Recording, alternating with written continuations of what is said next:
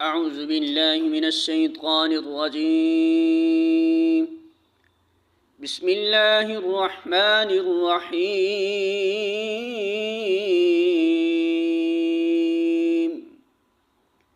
سورۃ البقرہ آیت نمبر 130۔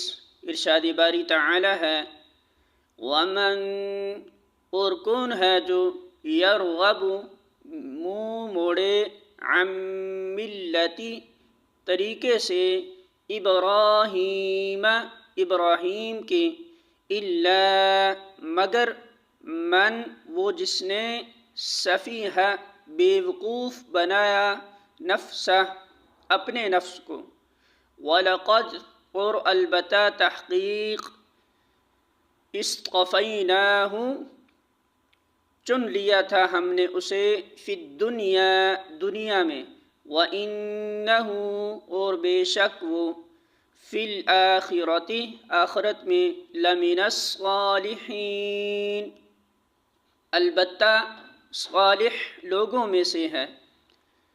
ترجمہ: اب کون ہے جو ابراہیم علیہ السلام کے طریقے سے نفرت کرے جس نے خود اپنے آپ کو حماقت و جہالت میں مبتلا کر لیا ہو؟ اس کے سوا کون یہ حرکت کر سکتا ہے؟ ابراہیم علیہ السلام تو وہ شخص ہے جس کو ہم نے دنیا میں اپنے کام کے لیے چن لیا تھا اور آخرت میں اس کا شمار صالحین میں ہوگا۔